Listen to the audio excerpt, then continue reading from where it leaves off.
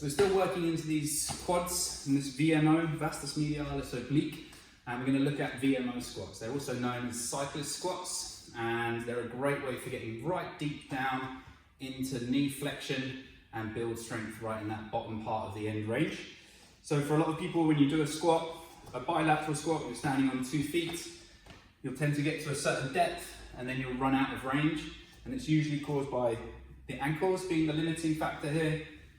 Okay, so what we're going to use is a block or an angled step just to lift the heels.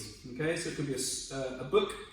You'll find something around 1 to 2 inches will be a great thickness.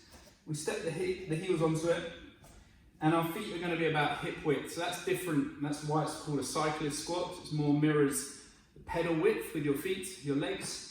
Versus like the sort of lifting squat that you might see where your feet would be wider, about shoulder width. So we're here at hip width. We want to keep everything stacked. So knees are on top of feet, hips are on top of knees, okay? So we're not changing the width at all.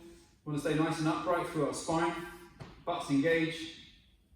When I'm doing this body weight, so to start with, I like to just keep my arms out, and that kind of sets this right angle here, and I'm trying to keep my arms as horizontal as I can.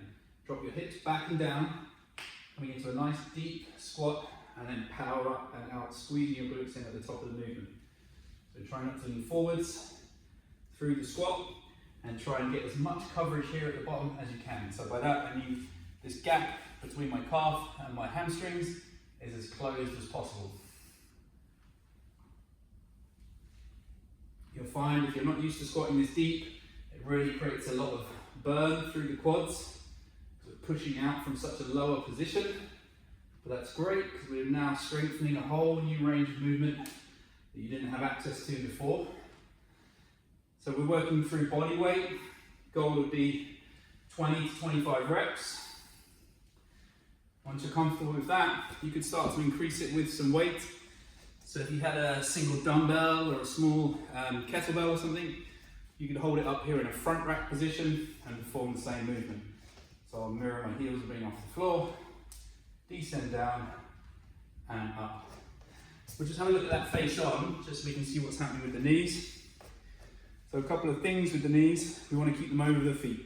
So try and avoid bowing out with the knees, wider than the feet. And sometimes you see this fault of the knees dropping in, and especially when people go to push out at the bottom, they push out and collapse inwards at the same time. So we want to try and keep everything stacked one over the top. And if you need some help to sort of visualize that, 1 fist width between your knees can help in the bottom phase of the movement so that you can feel that width. Okay, so that's your VMO squats, and they're going to get your legs super strong.